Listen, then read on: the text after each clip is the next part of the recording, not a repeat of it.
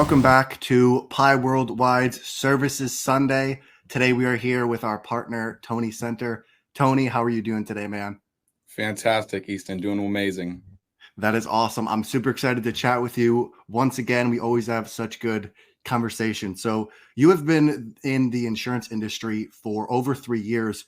Could you kind of tell us what an insurance agent actually does? That's a good question. And to correct you, I'm actually coming up on 7 years here very Holy crap. soon. So a little bit longer than three, but it all washes out. So, an insurance agent is a big, broad term that can be used in many different areas. But at the end of the day, insurance is protection. And so I look at the term insurance agent as protection agent. So different assets and different things in people's lives need protection. And that's what, in the nutshell, an insurance agent is here to do. I love it. And what was your inspiration for really getting into the field? Man, that's a good question. Honestly, when I was looking to get out of construction, I was looking for anything and everything. And I was actually going into real estate as an investor and looking at wholesaling properties as a way out of construction. And I was actually about to close on a big deal and it went south. Somebody else had to close on it before I did. But what that taught me was the value of business and speed. And so not long after that, I was exposed to a conference where an individual was training on the values of insurance and investing and helping people prepare for their future. And he also explained the massive market need for the services. And so in that moment, I realized the market was gigantic for the services that were needed, but also the value that was brought into people's lives was not found anywhere else. And so it was a market share, also the value need combined together, just really, really opened my eyes up to the possibilities that could be achieved in this industry. That's awesome. And when you talk about the services, could you kind of I guess, give us a good brief definition of the services that you offer? Yeah, for sure. Like I said in the beginning, it's protection, right? So there's all types of things that people can protect, and the fundamental thing that people think of when they think of life insurance is their life, right? And so they think of, well, I'm going to get myself protected, so if something happens to me, my family's okay and they're good to go, and my income can continue on for my family for some time. But that is just the bare bones cornerstone functionality of life insurance. What people don't understand, though, is that there's so many more resources that can be used. One of the things that I love to talk about is insurance on money. Very rarely do people understand that they can insure their money from ever losing, just like they can insure their life and their income from being lost if they were to pass away unexpectedly.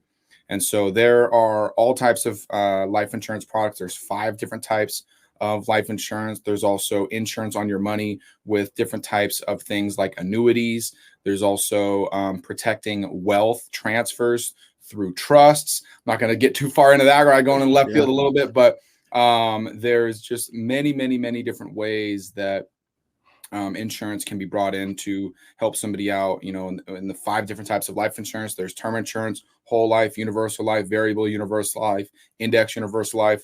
With annuities, there's fixed annuities, variable, obviously, just like life insurance does go up and down with the market. But then there is fixed indexed annuities, which are also just like fixed, guaranteed to never lose whenever the market fluctuates. So many different options for people and their needs. It's a very diverse market, and it just takes somebody to sit down and do a needs-based approach with somebody to figure out what's best for them.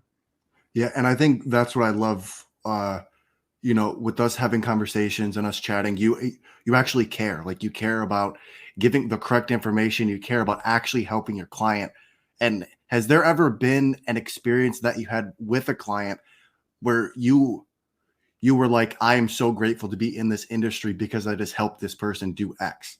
Tremendously, man. Recently, actually, I had 2 separate client scenarios. I'll talk about one of them here. One of them, husband and wife, 4 kids, and the oldest was 12, the youngest was 10 months. And so pretty good range there. They're both 40 and 45, and trying their best, right? Like most of us, we're just do the best we can with what we got, and hopefully everything washes out at the end.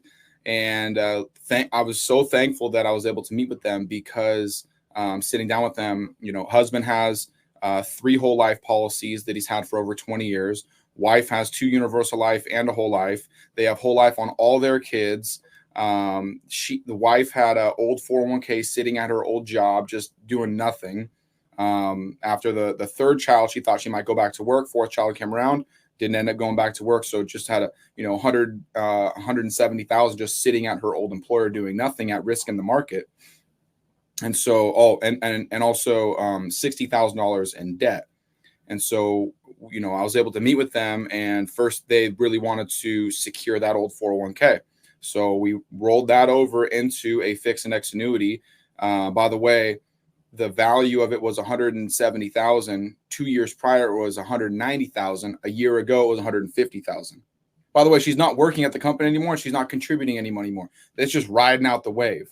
So we rolled that over, got her a bonus up front, guaranteed to never lose, and she's just so excited about that. So that was a real easy choice for them.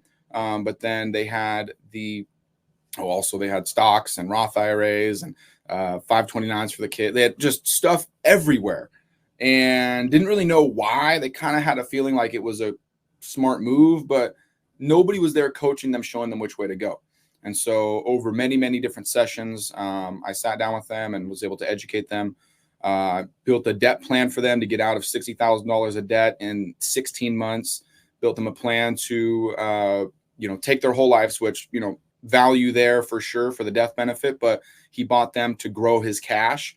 And so paid in for 20 years and barely profitable at all, right? And anybody putting in money into 20 years into something, hopefully you'd want a decent return. So we're looking at replacing those. And, it just, long story short, what we're putting together for this family is honestly going to be putting them into a place where they're going to be creating generational wealth with what they already have. This is the biggest thing. People are already doing something somewhere, but it's on the most times it's an uneducated approach. And so when uneducated people make uneducated decisions, so my approach is education and empowerment when it comes to financial knowledge and access to resources. And then, people are smart enough to make their own decision with the right information. And so now they're able to make their own decisions with the right information, setting their kids up extremely powerfully, setting themselves up, and just putting in trust and all different types of things in place for them and their family. And you talk about like education a lot. Obviously that's the core of what you do. When we first met, you actually recommended me this book, and this book is amazing. I read the whole thing. My business partner also read the whole thing. It is like eye-opening. And they talk about cash value life insurance, which you mentioned earlier. Could you dive into what exactly that is? Because I feel like a lot of people, including myself, weren't aware of like that was even a thing. Sure thing. Yeah, it's an area that some people understand on the bare bones basis of whole life. And, whole life has served a great purpose for the market for a long time. It's just a little bit outdated at this point, in my opinion. And cash value life insurance was developed kind of as a byproduct from term insurance not serving the population for their full need. So term insurance was there just in case, something happens, but it expires. And so people said, well, I don't want it to expire. I want it to be permanent. And so out of that need, whole life insurance was created in the 1500s. And as a byproduct of it, that it had a cash accumulation aspect. And the reason why is because they give a guaranteed rate of return so that the money that's going in covers the cost, and then it grows a tiny bit, or, marginal percentage rates.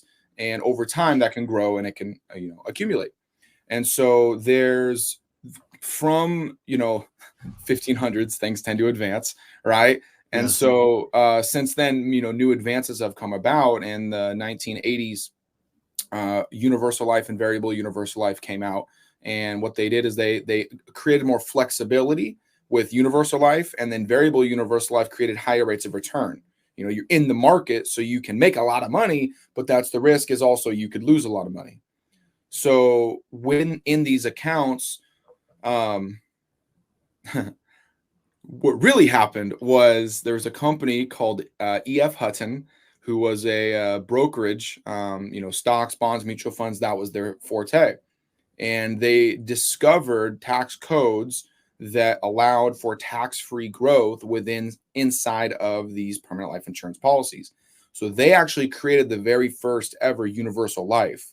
And what ended up happening is they had all their clients uh, dumping money into these accounts, millions and millions and millions of dollars, and they're only getting, 10, 20, $30,000 of life insurance because they could grow it tax-free. Well, funny enough, I don't think I've ever told you this, but my grandfather actually worked for EF Hutton No, during you that did time. not. Wow. So, before he passed away a couple of years ago, I had the fortunate chance to talk with him about that, and he was saying it was amazing. The company was guaranteeing an 8% compound return on Wow. the account, and that was locked in, right? So, how hard is it to sell an 8% guaranteed compound rate? Not very difficult, especially when people are used to 2, 3, 4% from whole life. So as those accounts started to adjust and improve over time, with the market demanding changes, obviously these accounts start to improve, and the um, the three main changes that have happened is costs have gone down, flexibility has gone up, and rates of return have gone up over time. Right now, the latest advancement version of these types of life insurance policies is index universal life, which I like to say is like a combination of all the four previous versions. So it's the cost of term insurance on the cost of insurance itself. It has the guaranteed lifetime death benefit like whole life. It has the flexibility of premium funding like universal life, and it has the potential for higher rates of return of variable universal life. So it takes all of these different aspects and it puts them all into one. So it's not a one-stop shop for everybody, right? Everybody's needs are different, Yeah. but it is definitely a very powerful resource. Yeah, that is super interesting. I had no clue that it started in the 1500s. That's insane. And the Yeah. fact that your grandpa worked there is kind of crazy. Did he ever talk about how they kind of uh, found out that they were giving this 8% return? Like, what kind of sparked that change of like someone come in and saying, "Hey, you can't do these tax benefits. We have to change that." Yeah, well, it's an interesting story. To kind of paint it this way, E.F. Hutton said, "We're going to use this tax code because it's just tax codes. It's not necessarily a product per se. It's a tax code that they're leveraging inside of a vehicle." And so they started to do that, and the IRS actually sued them. Said like you can't do this, and E.F. Hutton won. Wow. So out of that, because what was happening was the clients were putting in too much money, okay, into these accounts. And so what happened was there were certain tax laws governing life insurance that came out of that lawsuit, and it set certain parameters. Mainly, it was 7702A, which governs the maximum amount of money that can be put into a policy given any death benefit. And so they said, well, you can't put in $1 million and only get $10,000 to death benefit and get all this tax-free growth, because what is that doing? That's taking money out of the IRS's pocket that they would otherwise receive in revenue. So, to put in $1 million, you need to have, $3 million or $5 million of insurance in order to compensate. So that really tried to even the playing field. So it raised the cost significantly in that era. So then it would, persuade more people to go into more taxable accounts, 401ks, pensions, IRAs, Yeah. so that the, IRS continues to get their revenue stream. And it seems like from because this isn't common knowledge. Like No. obviously this is not common knowledge. And it seems like to me, especially from that story, that they're really trying to hide this knowledge. And in this book, he also talked about how banks use it's not only wealthy people, but the biggest banks in the world use it. Bank of America, JP Morgan, Wells Fargo, they have billions of dollars in this thing. Why do you think they're keeping this a secret? Well, man, you're asking good questions. if I was to say why are they keeping it a secret, I believe it's simply because, well, let me say it another way. What's interesting is these companies are not allowed to market or advertise for these products. So it's very interesting when you start to actually like kind of peel back the layers of like why wouldn't they be allowed to market or advertise for these products? Um, and think about it the other way. When is insurance required on somebody or for somebody to own? Usually when you buy a vehicle and you're driving it off of a car lot and you have a loan on it, right? It's because you're borrowing somebody's money that they need insurance on the asset that they own that you're purchasing over time. Well, when it comes to these financial vehicles with life insurance and things like that, I don't necessarily think it's in the government's best interest for people to have a tremendous amount of life insurance. And if you just understand the core basis, all aspects of life insurance are tax free. Everything about it, as long as it is with you until the day that you die, it's all tax free. All the money that grows into it, all the money that you take out as a loan, the death benefit, the living benefits, the long term care, everything's tax free. So whose does that benefit? Well, certainly not the IRS, right? So, the average American family gets to be the winner in that equation. There's other things about schooling and education, which is something I'm very passionate about myself, is bringing this knowledge into schools. But, at the end of the day, there are certain things that are wide scale knowledge and certain things that are not. I mean, I see your fasting book behind you. Why don't we Yes, educate about the values of fasting? exactly. Why is that kept a secret in the general sense? You get a look into the world of alternative medicine, and all of a sudden it's like, wait, this is like a cornerstone. Okay, well, Yes. you get into the world of wealth and in wealthy individuals, life insurance is a cornerstone. Okay, so we could go back and forth about our speculations all we want, but Yes. at the end of the day, I just think it's not a product that serves. Um, I'll just say it this way: the government. Yeah. It's just it doesn't. It takes away their tax revenue and it takes away Wall Street's revenue for charging fees, whether somebody makes money or loses money. Um, yeah, I could go on and on, but I'm gonna Yes. pause and take a breath. And the thing that I found very interesting about the way that you share your knowledge, you do it through TikTok and through short form video content. You have over 50,000 followers on TikTok. You have a video that is over 12 million, and you have over 1 million likes. What kind of inspired you to start sharing this knowledge through content creation? Yeah, that's a great question. Well, I did not start as a content creator and I still don't really consider myself one. My videos are very rudimentary. That's on my phone. I just use my setup right here, right? If you guys look at my videos, you'll notice this bookshelf, maybe some different arrangements over time. But I just realized that the education that people need is not this classroom style, boot camp style education that we're used to in school. Sit down, shut up, pay attention, no, be quiet. Like that's like, come on, man, we're people. We want quick information. Sound bites are very useful, and so if we can take detailed knowledge and distill it down into bite-sized format, then people are more likely to digest it. I also understand the ability to get information across a wide spectrum of people on social media. And so I decided to take the risk and take the chance of all the hate mail because it's out there, right? But hey, I love you guys because you boost the algorithm. Oh, there we go. Look at that. That's So great. interesting. What the heck? I have Okay. I don't know what that was. Oh my gosh. That's Um, wow. Okay.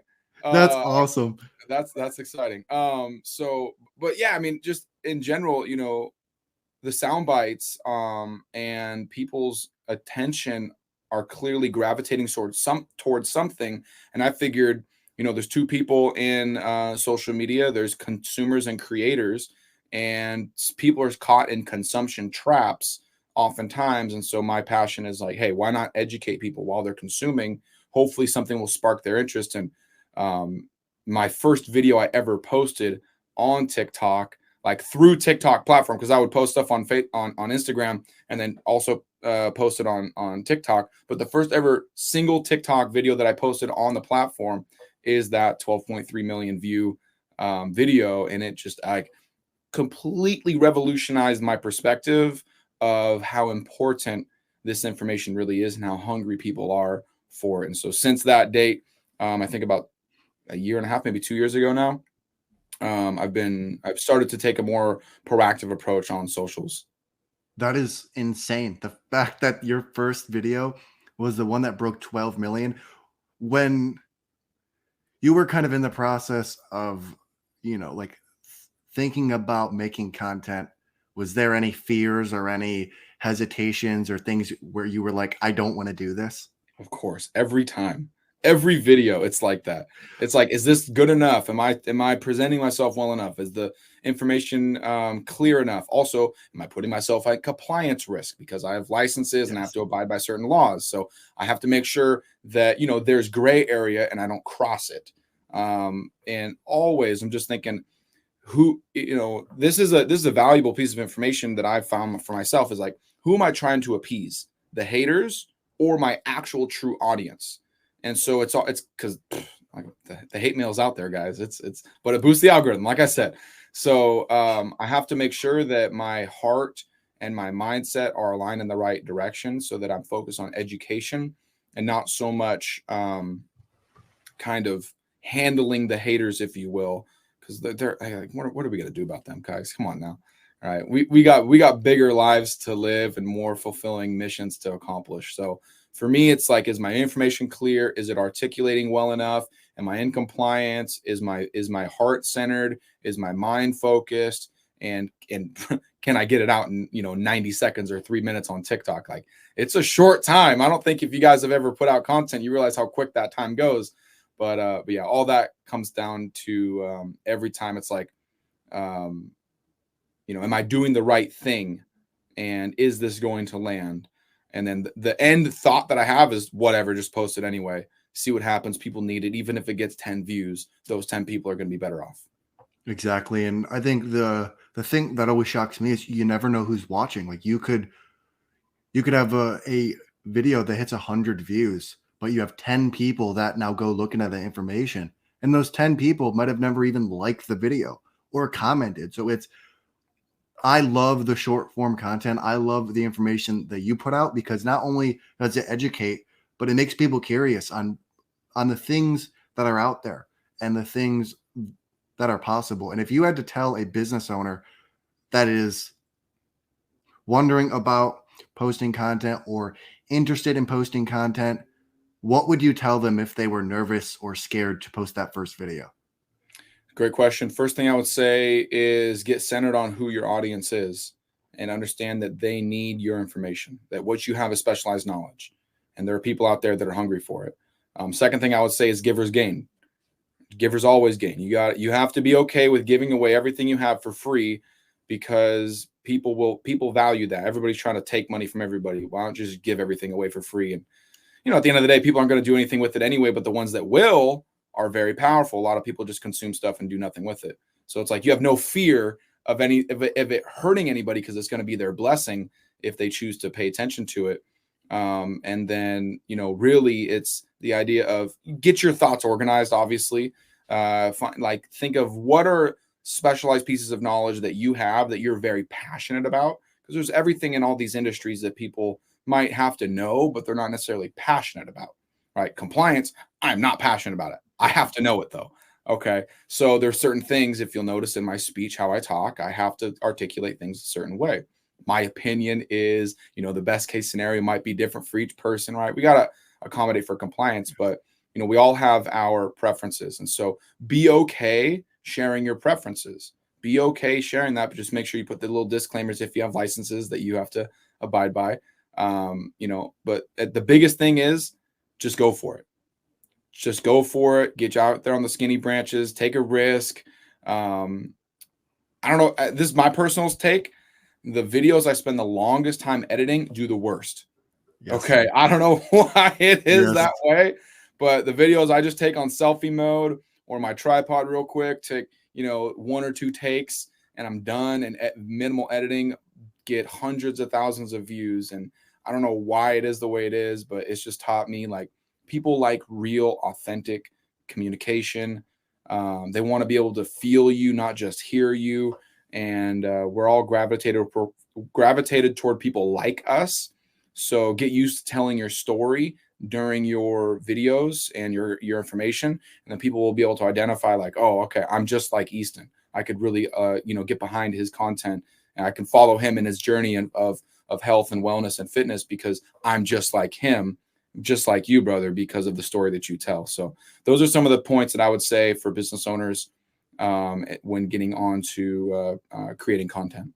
Yeah, and I love what you said about well, one, the videos that I always think will do the best do the worst, and the videos that I whip out my phone and I don't know, I just film me doing something, they always do the best, or they sometimes do the best. And you also talked about giving for free, and I love that point because Alex Hermosi, he had a video where he talked about the givers, takers, and matchers. And he Mm-hmm. said the takers and the matchers, they're always trying to extract something and, get something from someone else. And the givers are all about giving for free, like you said. And not only are they going to get effed over more, but they'll have a smaller circle. But the people that are in their circle will be greater. And he said we'll be homies for life, which I loved. I'm like, that is completely true. And it's just amazing that you talk about, giving for free, because in the business world right now, it's really cutthroat.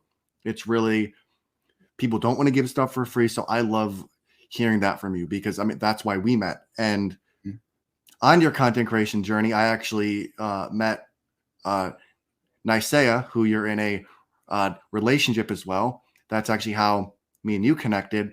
And you guys not only are on a health journey together, you guys are not only making content together, but you're in the insurance industry together. How important do you think it is to have that person next to you that is supporting you and is there for you, like at every turn? Man, it's everything. It's everything multiplied by everything. Whether it's a significant other or business partner, to have a partner that's willing to go through the trenches with you and has your vision, is in alignment with you, is critical. Right? We can only go as far as we can by ourselves, but we get a tribe around us, or especially a partner that you're committed to life together with. It's an amazing thing. We've all heard the phrase, right? Two people in love, in alignment, are unstoppable. Okay. And she's my rock, right? I'm the face, but she's the foundation. She's the bedrock. I would not be here in my life in this position without her. She woke me up many years ago. I was working 4 jobs at once, and she woke me up out of my hazed slumber, whatever you want to call it, and I really started to pursue life aggressively. And since then, our lives have transformed many times over. All the glory goes to her, right? I can't speak highly enough about her. I was a little bit of a softie back in the day, like a lot of people might be, or maybe they're too cold, right? And so we always say she's a little bit more sharp than I am. So she sharpened my edges and I dulled hers, and together we created an amazing, harmonious relationship in life, but also business partnership as well. So having that significant other or that business partner that's your ride or die, home is for life, is critical, because from there you really get to know that no matter what happens, you're good. You got your Yeah, people, right? I love that. You can start from ground zero all over again because you got your people. Yeah, I agree completely. I think having those people that you can trust and are there for you is so important. And like I mentioned, you guys are also on a health journey. Could you kind of dive into what you guys did and what kind of, sparked you to really make that change? Because it's important. Yeah, yeah. Well, the real reason is we want to start a family. And so we want to cleanse our bodies before we start that process and really get, just do everything that we can to be in optimal health. The second benefit was, man, I was just overweight. I was tired of being, sick in my body and not feeling great. So October 1st, we started a cleanse program. We took a hair sample, mailed it off to a naturopathic doctor. They analyzed it, analyzed for toxins, parasites, hormones, and I was whacked out. I had no idea. I knew I kind of felt off, but I didn't know I was that bad. My hormones were way off. And through a series of cleansing, so they take that, they analyze it, create a custom protocol for cleanses and different organs and different systems. And I think actually tomorrow is my final day on the cleanse, but I can't imagine like stopping it, because it's like I don't want to go back to regular life, eating a bunch of crap and not respecting my body. But I started at 210 pounds, and today I jumped on the scale and I'm 186.7. My goal weight by the end of the year is 185 pounds. I haven't weighed that weight since I was in high school. So I am beyond excited to accomplish that. And by the way, all of this is with no exercise. All right. No exercise at all, just straight diet. And it just shows me like your diet is a lot more important than we think it is. And so now I'm really excited to get back into the gym and start to build my muscle mass, because my goal is 185 pounds with 10% body fat. I'm not going to get that body fat range unless I'm building muscle.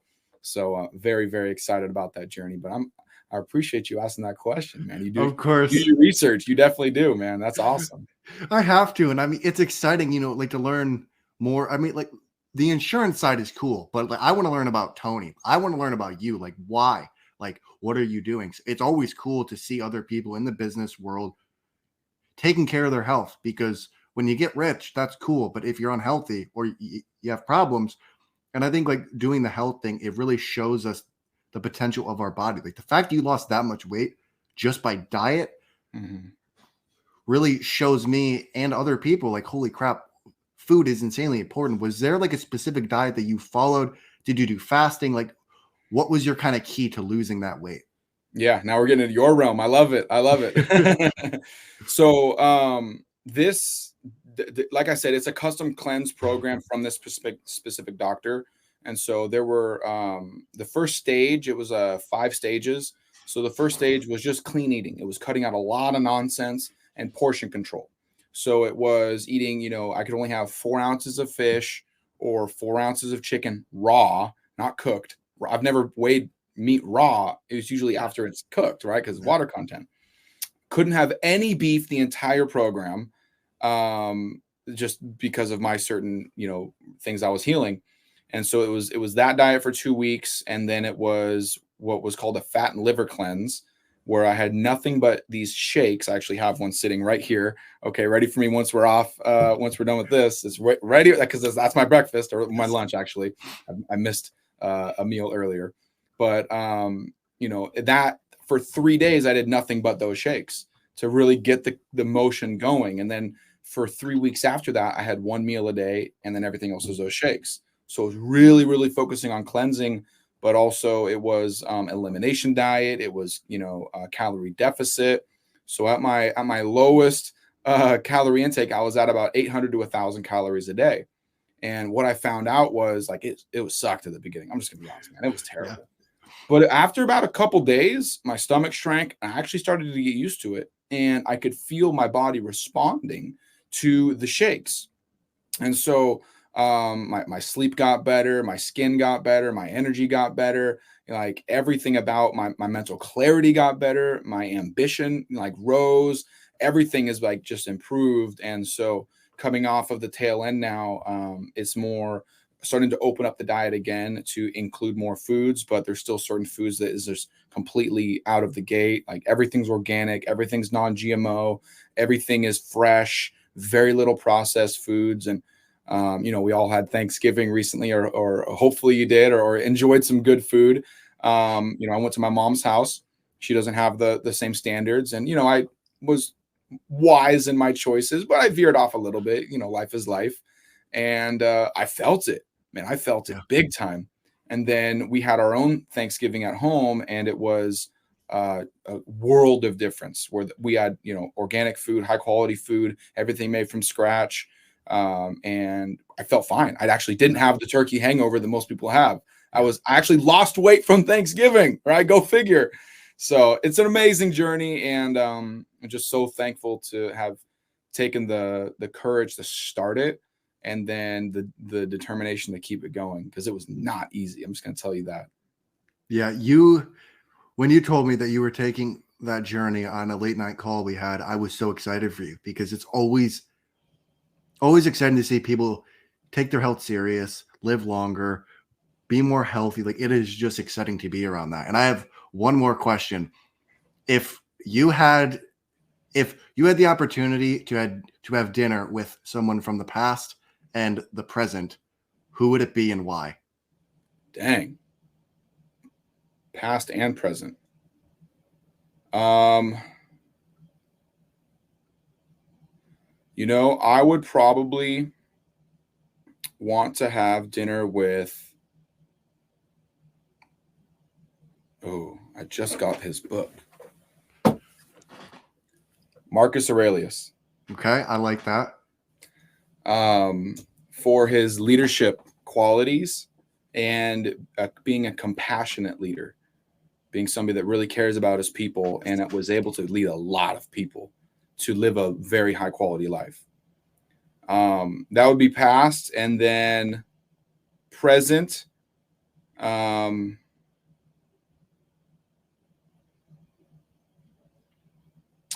I'd have to say Ed Milet. I like that one. I have his book back there, actually. Yep. Yep. Definitely. So Ed Milet, visionary, business builder, people builder, mindset, just peak performance. I mean, the dude is the real deal. Yes. And I've seen him speak many times, but I haven't had a chance to meet him. I have a great friend of mine who has known him since he was, I think 24, 25 years old. So I'm closing in on that gap right there to get to Ed, right? That's a big goal of mine. I love that. That's awesome.